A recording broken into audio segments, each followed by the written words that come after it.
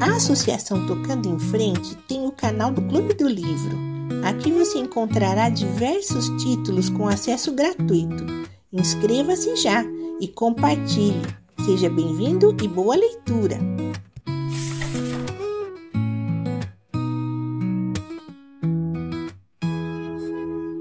Yaya Garcia, capítulo 8.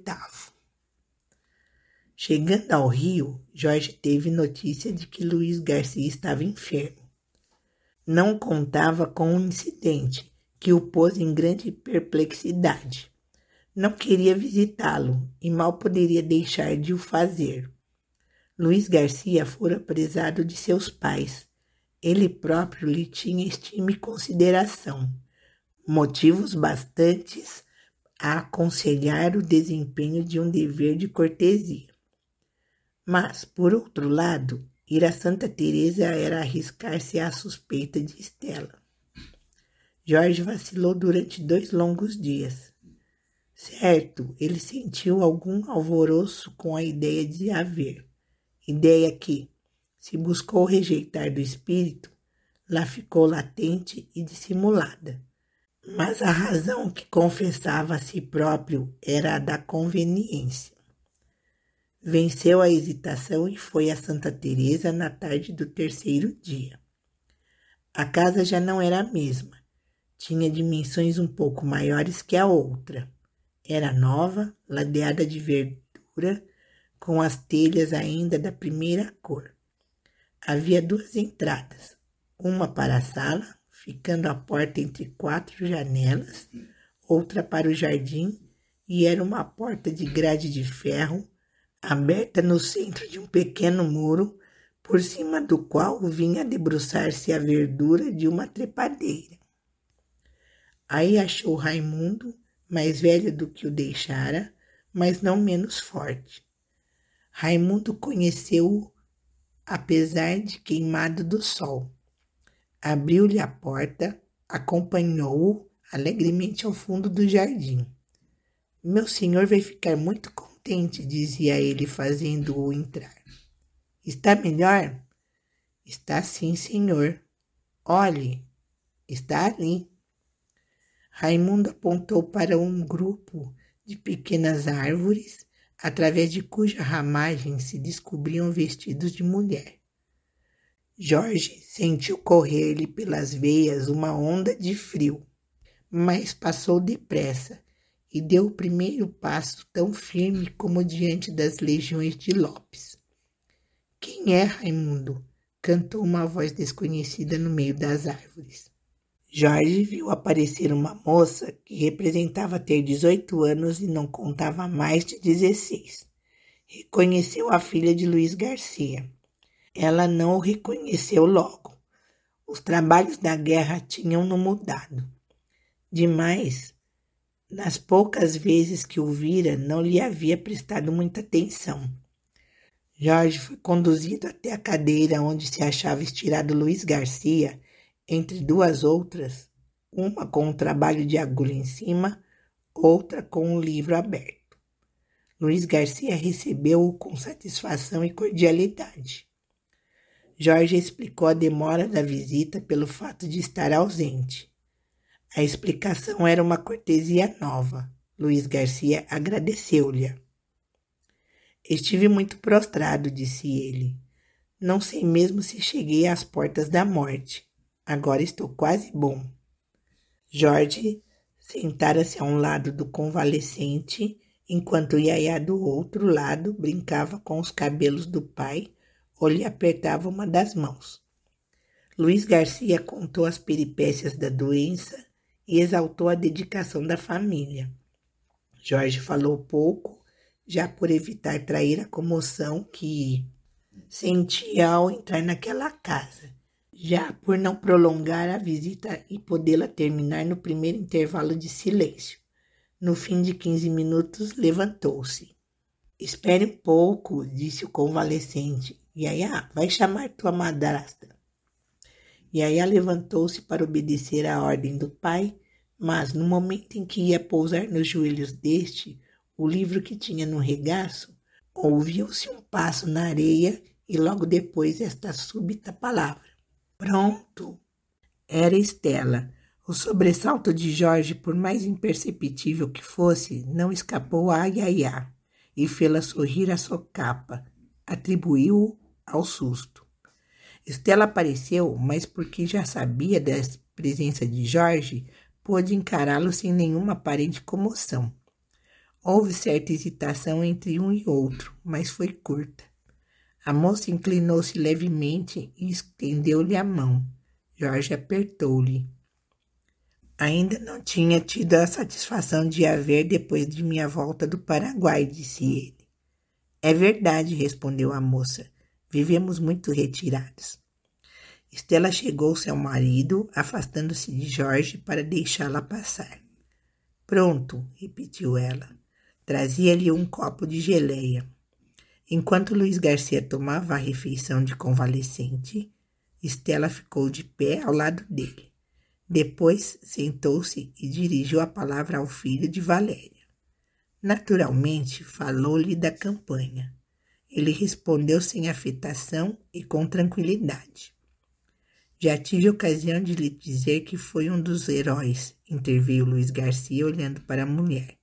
Mas o Dr. Jorge teima em escurecer os seus próprios serviços.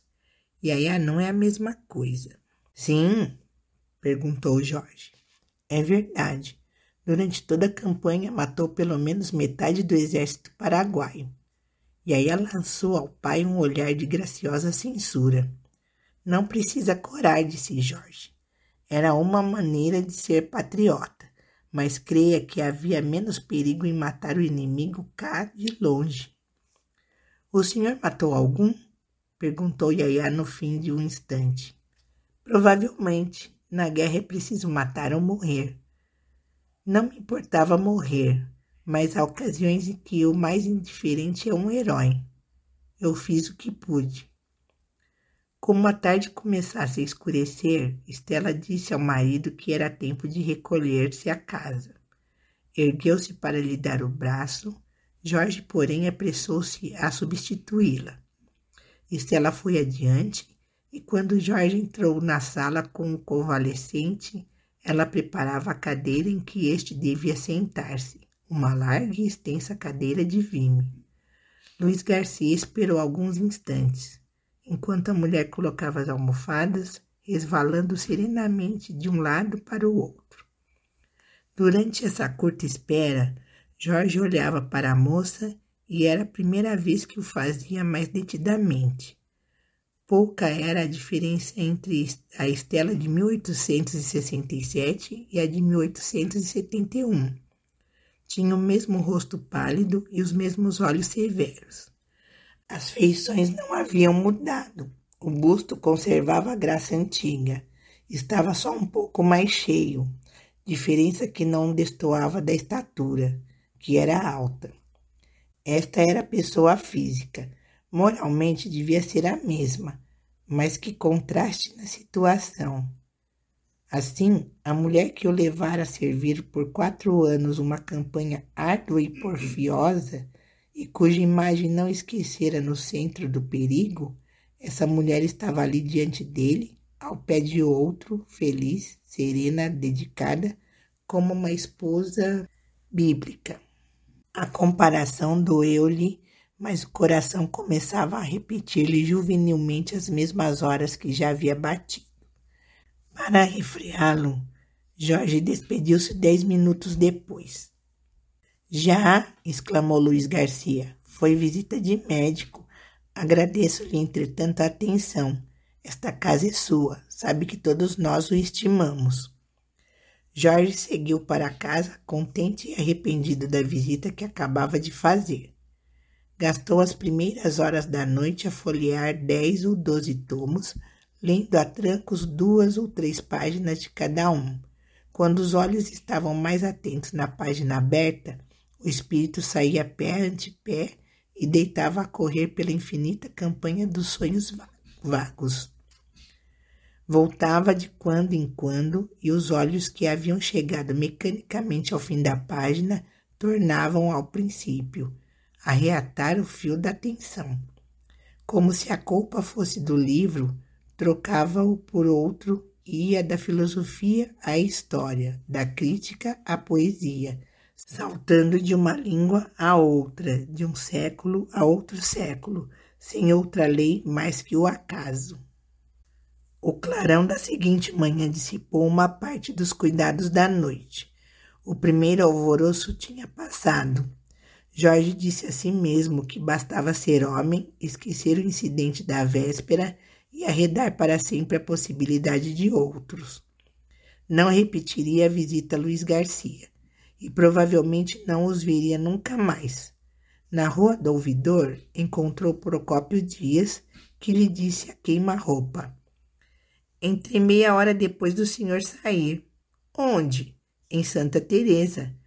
Se demora meia hora a mais, encontrava-o e poderíamos ter descido juntos." "Conhece há muito tempo Luiz Garcia?"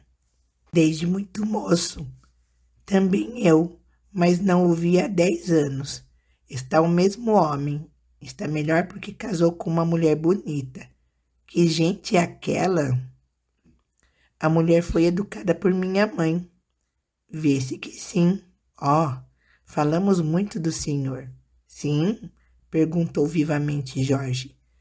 Procópio Dias olhou fixamente um instante, depois riu com a testa. "Muito", repetiu ele. "Eu e o Luiz Garcia travamos um duelo de louvores, e se não há nisso vaidade, creio que o venci. Naturalmente porque sou mais expansivo do que ele. Na verdade, ele é seco, mas o pouco que disse-o com sinceridade. Parece estimar-se muito aquela família." Procópio Dias tornou a falar-lhe de Santa Teresa na noite do dia seguinte, em uma casa onde jantaram juntos. Falou-lhe primeiramente em particular, depois diante de outros. A dona da casa, que era uma diana caçadora de boatos e novidades, farejou algum mistério entre as rugas da testa de Procópio Dias e, dobrando as pontas do arco, disparou sutilmente uma flecha que ninguém viu, mas foi enterrar-se no coração de Jorge. Este fez boa cara ao tiro, mas lá dentro sangrou um pouco de irritação e medo. Sentia no fundo da consciência o calor de um sentimento honesto, e contudo a opinião tendia a apoderar-se dele e a devassar-lhe as cinzas do passado. Cinzas frias ou mornas é o que ele não podia ainda discernir. Confiado em si mesmo, Jorge tremia diante da opinião, a opinião do epigrama e da anedota, que começava a sacudir o seu riso escarninho e cru. Inquieto e aborrecido, saiu dali pouco depois de jantar. O gracejo da dona da casa continuava a zumbir-lhe ao ouvido, ao mesmo tempo que a figura de Estela lhe surgia aos olhos, com o seu aspecto do costume. Já entrado na Rua dos Inválidos, Jorge desandou o caminho e foi direito a um teatro, com o fim de aturdir-se e esquecer mais depressa. Eram 9h30. Assistiu a um resto de drama que lhe pareceu jovial e a uma comédia inteira que lhe pareceu lúgubre. Não obstante, arejou o espírito dos cuidados da noite e caminhou para casa mais leve e desassombrado. Era 1h quando chegou. O criado entregou-lhe uma carta. A pessoa que trouxe esta carta disse que era urgente. Jorge recebeu-a sem conhecer a letra do sobrescrito. Era uma letra de mulher. Abriu-a sem pressa, mas não sem curiosidade. Não era longa, dizia simplesmente isto: "Ilustríssimo senhor doutor, papai está muito mal. Pede-lhe o favor de vir à nossa casa. Lina Garcia." "A que horas veio esta carta?" perguntou ele ao criado. "Às 7. Jorge fez um gesto de enfado e mandou buscar um tílburi. Daí a 1h parava à porta de Luiz Garcia. Era tudo silêncio. Jorge deteve-se alguns instantes, incerto sobre o que convinha fazer. O perigo, se perigo houve, podia ter passado e toda a família estaria em repouso. Espreitou pela porta do jardim e viu uma claridade frouxa, através de uma veneziana. Logo depois ouviu passos na areia. Era o Sr. Antunes que sentira parar o Tilbury. Meu genro está mal, disse o pai de Estela. Teve esta manhã uma recaída e perto das 8 horas cuidamos perdê-lo. Jorge entrou. Luiz Garcia estava prostrado. A febre ardia-lhe sinistramente nos olhos.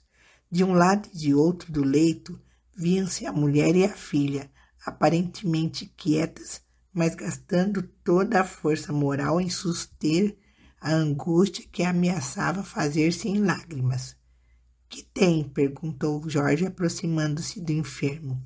— Uma febrinha importuna, respondeu este.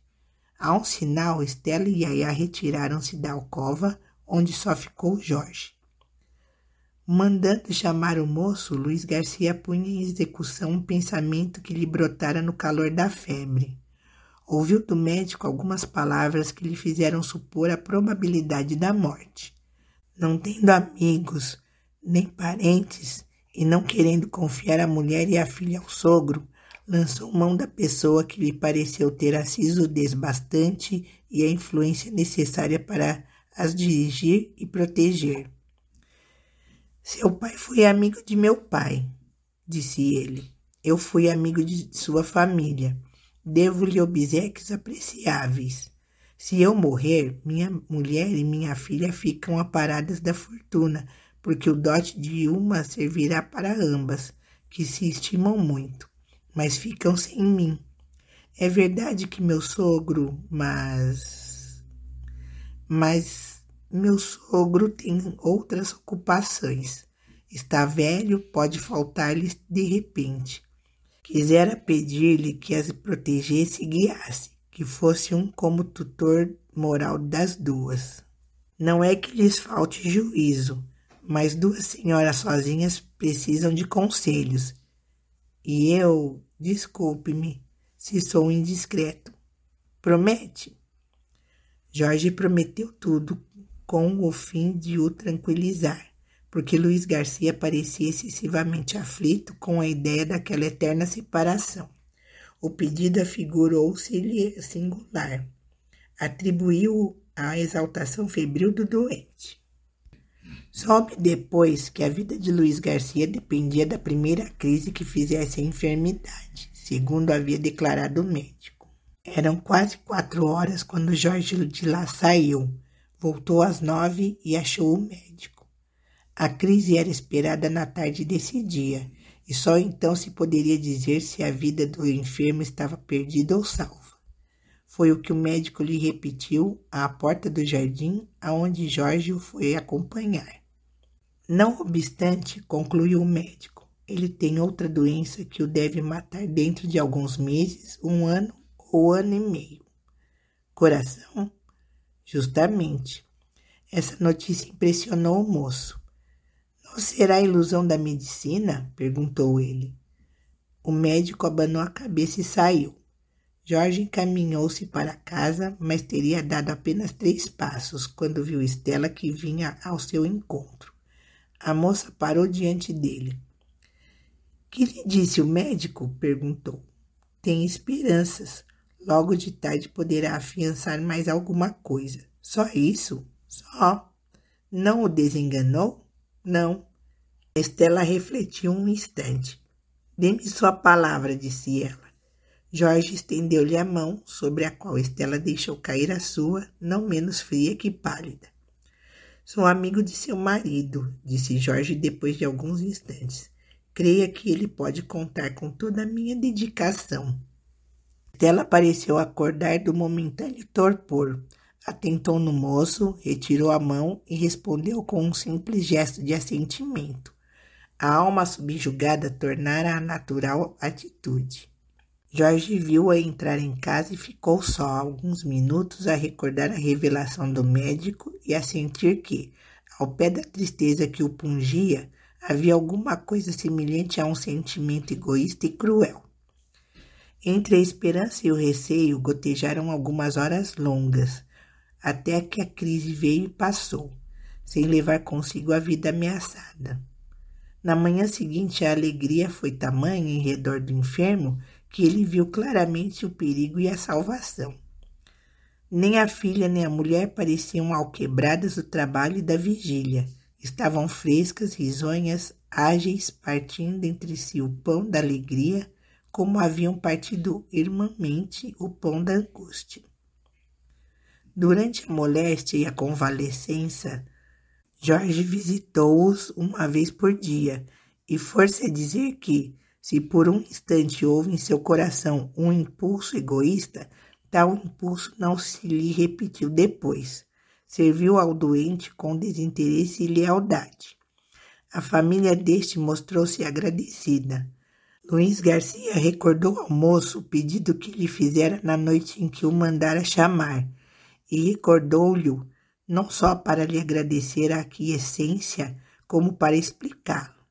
Mas a explicação era difícil, porque ele cedera principalmente à aversão que lhe inspirava o sogro, em quem não tinha a mínima confiança. Não obstante as meias palavras de que usou, Jorge entendeu tudo. A frequência trouxe a necessidade. Levado pelas circunstâncias, Jorge acostumou-se às visitas e amildou-as. No mês de setembro, a pretexto de calor, que ainda não fazia, transferiu a residência para a casa que tinha em Santa Teresa e que não ficava a longa distância da de Luiz Garcia. Não havia que reparar no caso. Sua mãe tinha o costume de passar ali 3 a 4 meses no ano.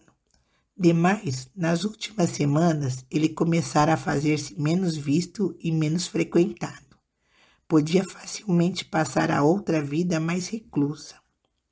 Entretanto, como essa mudança antecipada para Santa Teresa podia não ter em si mesma toda a explicação razoável, Jorge buscou enganar-se a si próprio, reunindo os elementos e lançando ao papel as primeiras linhas de um trabalho que jamais devia acabar, mas que, em todo caso, legitimava a necessidade de repouso. Nos intervalos deste é que visitava a casa de Luiz Garcia, 1 ou 2 vezes por semana.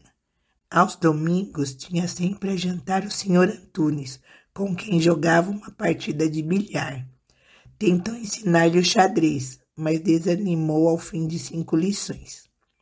Ah, mas nem todos têm o seu talento, exclamou triunfalmente o pai de Estela. Luiz Garcia jogava o xadrez. Era o receio usual entre ele e Jorge. Outras vezes saíam a passeio até curta distância. Luiz Garcia aceitava de boa sombra essas distrações, que não eram turbulentas nem cansativas, mas brandas e pausadas como ele. Demais, nem sempre eram distrações sem fruto. Jorge apreciava agora melhor as conversações que não eram puros nadas, e os dois trocavam ideias e observações. Luiz Garcia era homem de escassa cultura, sobretudo irregular, mas tinha os dons naturais e a longa solidão dera-lhe o hábito de refletir. Também ele ia à casa de Jorge, cujos livros lia de empréstimo. Era tarde. Já não estava moço. Faltava-lhe tempo e sobrava-lhe fome. Atirou-se sôfrego, sem grande método nem escrupulosa eleição, tinha vontade de colher a flor ao menos de cada coisa. E porque era leitor de boa casta, dos que casam a reflexão à impressão, quando acabava a leitura, recompunha o livro, incrustava-o, por assim dizer, no cérebro. Embora sem rigoroso método, essa leitura retificou-lhe algumas ideias e lhe completou outras, que só tinha por intuição. A necessidade intelectual de Luiz Garcia contribuiu assim para tornar mais íntima a convivência, única exceção na vida reclusa que ele continuava a ter, ainda depois de casado.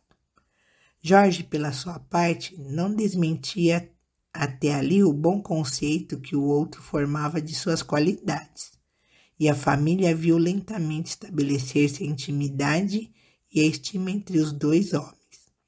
Uma noite, Saindo Jorge da casa de Luiz Garcia, este e a mulher ficaram no jardim algum tempo. Luiz Garcia disse algumas palavras a respeito do filho de Valéria. Pode ser que eu me engane, concluiu o cético, mas persuado-me que é um bom rapaz. Estela não respondeu nada. Cravou os olhos numa nuvem negra que manchava a brancura do luar. Mas Yaya, que chegara alguns momentos antes, ergueu os ombros com um movimento nervoso.